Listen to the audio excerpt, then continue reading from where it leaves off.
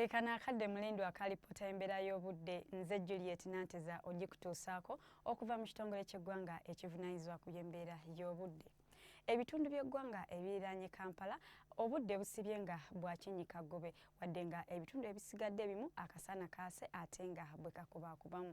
Bwe tutaba ku kifaananyi ekyo ekikubiddwa ku ssemazinga Africa kiraga nga omukuubo gw'enkuba ssaako n'ebire ebireeta enkuba byongedde okusaasaanira mu masekkati ga ssemazinga Africa omwo nga mwotwalidde n'eggwanga lyaffe nga kino nno kyekiviiriddeko embeera y'obudde gye tufuna ensangi zino. Ku makya mu bitundu ebyo ebimu eby'omu masekkati Kampala ssaako ne Masaka tusuubirayo enkuba olwo ebitundu ebisigadde akasana tukasuubira okwaka ate nga bwe kakubaakubamu. Mbuvanjuba Jinja nayo tugisuubira okuba n'enkuba ate yo ku lubuubuuto olw'ebugwanjuba akasana tukasuubira okwaka ate nga bwe kakubaakubamu awamu n'eyo mu bukiikakkono.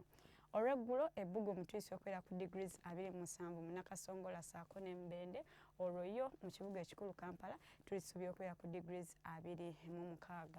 Mu bitundu ebyo eby'obuvanjuba Soroti ssaako ne Toro tulisuubira okwera ku degrees 29 ate yo mu bitundu ebyo ebiri ku lubuubuuto olw'ebugwanjuba Masindi ssaako ne Kasese tulisuubira okwera ku degrees 28 omwo nga mwotwalidde n'Embeera.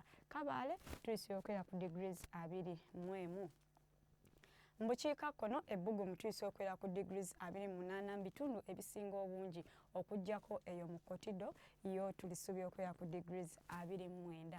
Bye tusobodde okufunirayo okuva mu kitongole ky'eggwanga ekivunaanyizibwa ku by'embeera y'obudde okumanya ebisingawo genda ku mutimbagano gwaffe nga bw'ogulaba nkwagaliza ekiro ekirungi.